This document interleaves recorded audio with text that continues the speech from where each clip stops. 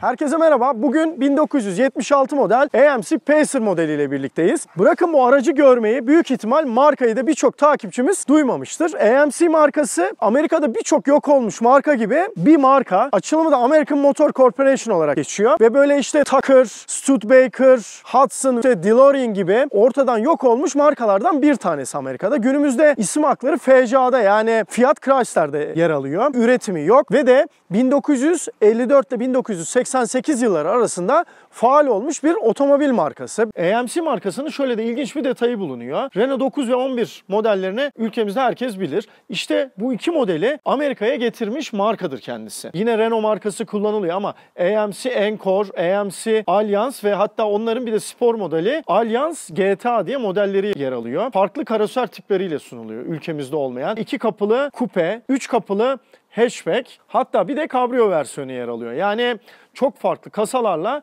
Renault'u Amerika'ya başarılı bir şekilde getirmiş. Aracımız da 1975 ile 1979 yılları arasında üretilmiş oldukça ilginç bir otomobil ve de döneminin çok ötesinde tasarım özelliklerine sahip. Ama bu tasarım özellikleri zamanının çok ötesinde olduğu için pek beğenilmemiş. Hani böyle bazı araçlar vardır, ya sev ya nefret et tarzında bir tasarım bu. Kimisi çok beğenmiş, çok ilerici, çok modern bulmuş ama kimisi de bu arabayı hiç beğenmemiş. Zaten çok da uzun süre üretilmemiş. Sadece 4 yıl üretilmiş, bir kez makyaja uğramış, önü değişmiş ve sonrasında da bu şekilde üretimi sonlanmış. Zaten firmada işleri kapatmış açıkçası. Şimdi aracımızın bazı önemli özellikleri var. Hemen ondan şöyle bir kabaca bahsedelim isterseniz. Döneminde üretilmiş araçlardan yaklaşık %16-17 daha fazla cam alanına sahipmiş. Dış yüzey alanı olarak baktığımız zaman. Ve de aracın da 1/3'ünden fazlası camdan oluşuyor. Bu bakın bombeli camlar arkada, önde çok çeşitli. Büyük camlar içeride çok büyük bir ferahlık sağlıyor. Bu aracın en önemli özelliklerinden bir tanesi. Bir diğer en önemli özelliği de aracın boyunun ve eninin birbirine olan oranı diyebiliriz. Bu araç yaklaşık 4,5 metre uzunluğunda ve de günümüzde işte 4,5 metre uzunluktaki araçlar hangileri? Kompakt hatchback araçlar. Aracın genişliği neredeyse 2 metre. 1,95'e yakın bir genişliği var toplamda. Bu da F segmenti araçlara benziyor. Durum böyle olunca oldukça geniş ama kısa sayılabilecek bir araçla birlikteyiz. Bir de bahsi geçen Avrupa'da değil, Amerika. Bu kadar kısa bir aracı Amerika'da görmek gerçekten de özellikle 1970'li yıllarda çok ama çok zor. İşte o açıdan tasarım anlamında da teknik anlamında da herkesi şaşırtmış bir araba olarak o günlerde satılmış. Ama dediğimiz gibi de istenilen satış adetlerine ulaşamamış. Burada şu anda her ne kadar görünüyor olsa da gizli cam silecekleri mevcut. Bu kaputun altında yer alıyor. Mesela ön tamponlar, onlar da oldukça ilginç. Ve arka tamponlar bakın bu şekilde amortisörlü, darbeyi alan cinsten.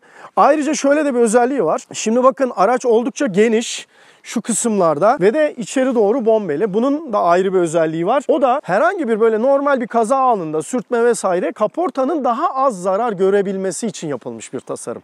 Ne olacak? Mesela buralarda fazla hasar oluşmayacak. AMC mühendisleri bu tip hasar oranlarının neredeyse %50 daha az olduğunu iddia etmişler. Böyle çok ince şeylere sahip bir otomobil gerçekten de. Zaten tasarımı da böyle ilginç. 2 tane farı var. Kurbağa gibi görünüyor olabilir ama zamanının çok ötesinde olması belki de o zaman beğenilmemesine neden olmuş olabilir. Ama günümüzde bile şöyle baktığım zaman bu kadar değişik, modern, cesur bir aracı bulmak gerçekten de oldukça zor diye düşünüyorum. Şimdi aracımızın arkasına bir de şu bahsettiğimiz kapısına bir bakalım isterseniz. Bu arada kapıyı açık bırakmışım. Şöyle yapalım.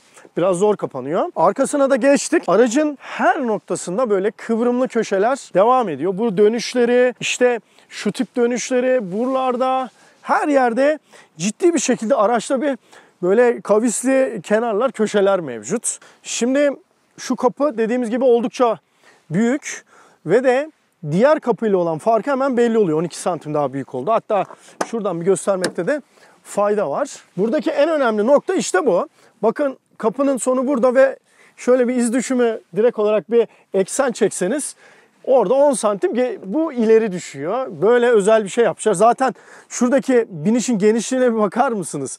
Ne kadar geniş, rahatlıkla koltuğu bile yatırmadan geçilebilecek düzeyde. Zaten içinde ayrıca anlatacağız. Bu arada şimdi aracın şöyle bir dosyası var. O da gerçekten güzel. Burada özel, markaya özel yapılmış bunlar bakın. Ülkemizde yapmışlar bunu. Yani şey olarak orijinal değil ama bunlar çok güzel. Bakın aracın kullanım kılavuzları. Böyle yağlı değişik bir kağıt. Burada yine aracın katalogları, işte farklı renklerde özelliklerini anlatıyor. Bunlar verilmiş. Gerçekten hoş bir kitapçık. Bakın, hatta bir elle çizim yapılmış. Güzel bir çizim. Burada da aracın satış belgeleri.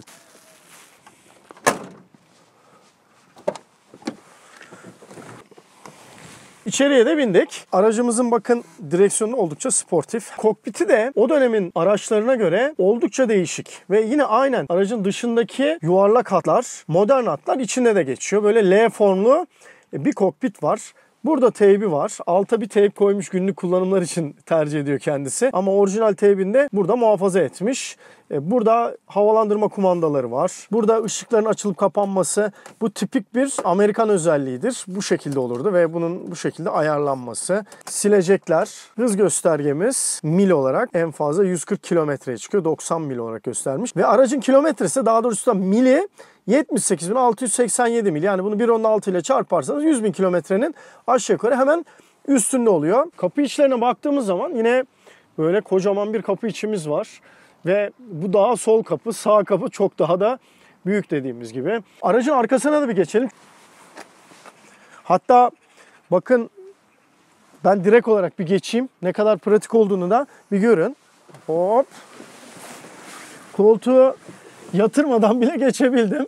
Bu da güzel bir özellik. Arka diz mesafesi gerçekten de harikulade. Yani normal bir hatchback araçtayız ve 3 kapılı bir araçta olmamıza rağmen benim boyum 1.78 ve şöyle 4 parmaklık yer kalıyor. Zaten bu aracın özelliklerinden bir tanesi de içten dışa tasarım yapılmış ve Amerika'da da bu bir ilk olmuş.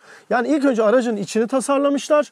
Genişlik, büyüklük ona göre elde etmişler. Daha sonra dışını o iç tasarımına uydurmuşlar. Yani ilk önce dışını tasarlayıp içine geçmemişler. Bu da çok daha küçük bir araçta güzel bir oturma alanı, yaşam alanı yaratmış. Ön emniyet kemerlerinin burada tutamakları da burada. O da ilginç bir özellik. Şöyle arkaya atılıp öne çekilebiliyor ve oturma pozisyonum gerçekten güzel, rahat. Hakikaten çok ilginç bir araç. Devam etmiş olsaydı belki de güzel farklı araçlar günümüzde görme şansımız olurdu. Amerikalılar o dönem bu tip bir araca alışık olmadıkları için çok da iyi bir şeye ulaşamamışlar. Satış rakamlarına maalesef markayla birlikte bu araba da yok olup gitmiş. Başka modelleri de varmış bu arada. Motor özelliklerimizi anlatmadan önce bagaja da bir bakalım. O da merak ediliyor biliyorsunuz. Farklı özellikleri de var bagajın. Hemen şimdi onu göstereyim. Sonra da motorumuza geçelim. Gördüğünüz gibi koltuğu yatırmadan da geçmeyi başardım. Gülle gibi bir bagaj kapağı var bu arada. Bakın böyle de bir bagajı var. Aslında küçük bir bagaj. Fena değil ama mesela o dönem üretilmiş Amerikan araçlar için ne derler? Ya işte bu bagaja bilmem şu kadar ceset sığar falan. Tabii bu araçta öyle bir şey mümkün değil. Çünkü hatchback tasarım. Bu arada kollarım titriyor. O kadar yani bu ağır bir bagaj kapağı. Bunu hem bir yandan tutup bir yandan da onu açmam mümkün olmadığı için ben aracın sahibi Sedat'ı çağıracağım. Bana yardımcı olacak. Sedat, sana zahmet şunu bir yatırabilir misin? Sonra da sürüşe geçeriz. Ben motor anlatırım. Evet. Evet, görüldüğü gibi böyle de bagaj yatabiliyor. Bir hatchback araç için güzel ve alışık olmadığımız bir şey yine bir Amerikan aracında. Hoş bir özellik.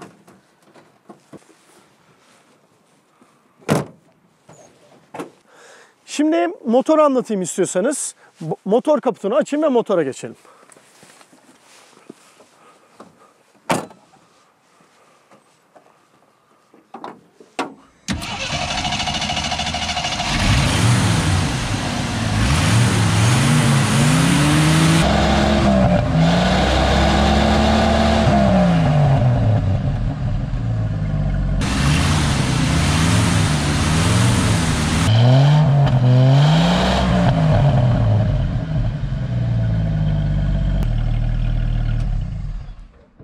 Oldukça büyük bir motorumuz var. Onu başta belirtelim. 4.2 litrelik bloktan egzantrikli bir motor. Silindir başına 2 sübabı var. Yaklaşık da 100 PS güç üretebilen bir motor. Düşük gelmiş olabilir. 4.2 litre dev gibi 6 silindirli motor. Bu motor zamanında Jeep'in CC5 modelinde de kullanılmış. Birebir aynı motor. Çünkü o dönem AMC Jeep'le birlikte çalışmışlar. Ama işin ilginci, ilk önce bu araçta aynı nasıl dışı radikal bir görünüme, içi farklı bir görünüme sahipse motor olarak da Wankel motor planlanmış kullanılması için. Ama gördüğümüz Jeep modellerinde kullanılan bu 4.2 motor kullanılmış.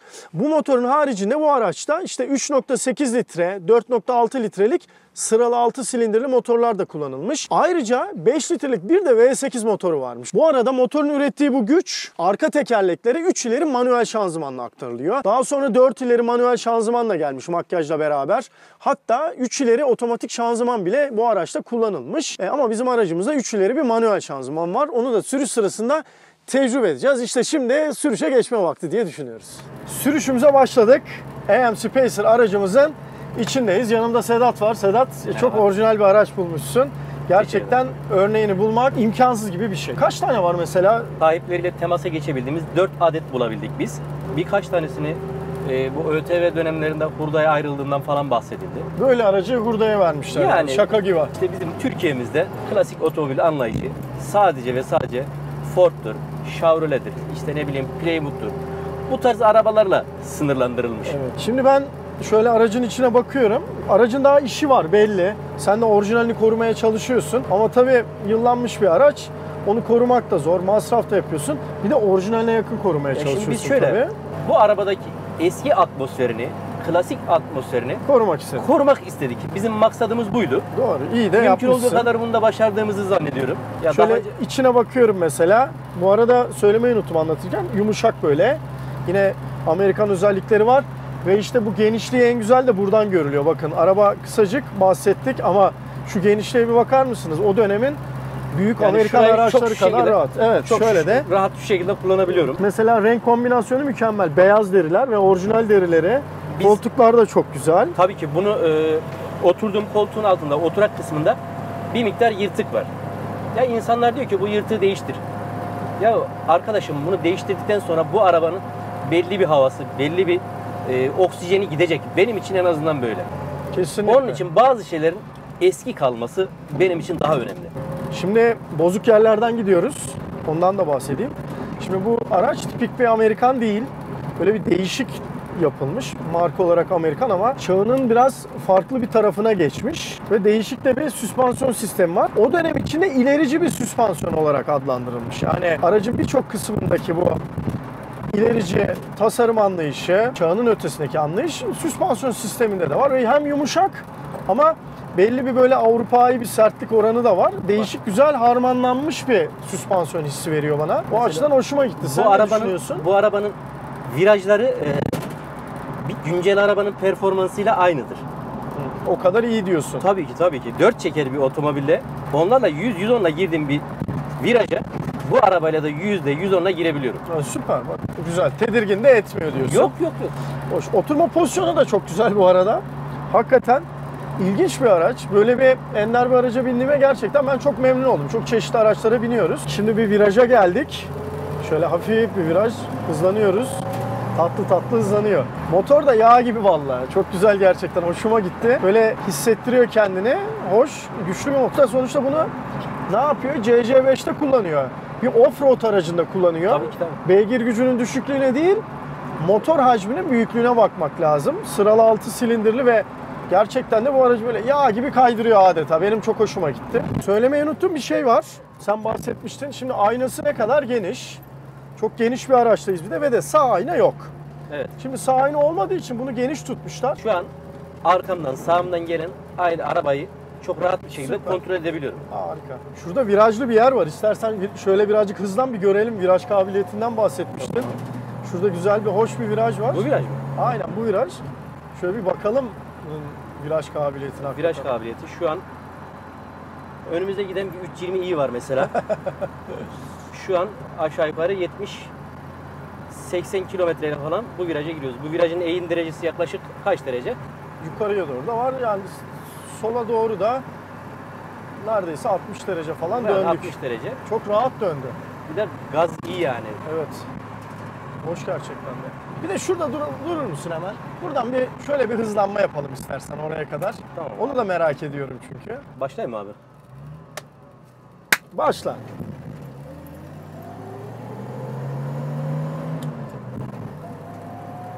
Sakin sakin hızlanıyor. Zaten amaç da bu. Aynen öyle. Önemli olan burada bu Hiç gireceğim yapma, viraja çok tatlı dönüyor gerçekten. de. arabayı hazırlayarak girebilmek. Kesinlikle. Bileceksin, aracı da tanıyacaksın. Böyle tıkır tıkır gidiyor. Mesela bak şimdi bayağı da şey yapıyoruz. Kaç? 100 kilometre 100 civarında. kilometre civarında. Evet. Bu arada bu test için Yasin arkadaşımız, takipçimiz aracı oldu. Yasin Çelik. Evet, Yasin Çelik. Ona da ben buradan teşekkür ediyorum. Sağ olsun, böyle orijinal, az kalmış bir aracı bizde buluşturdu. Ya bu da ayrı güzel oldu. Kendisine tekrar teşekkür ediyorum buradan. Bir sürüşümüzün de böylece sonuna geldik. Sedat, sana gerçekten çok teşekkür ediyorum. Ben teşekkür ederim abi. Ne Çok demek? orijinal bir araç bizimle de paylaştın. Umarız takipçilerimiz de bu aracı tanımış, öğrenmişlerdir İnşallah. ve sürüşümüzü de beğenmişlerdir. Bizi izlediğiniz için teşekkür ederiz.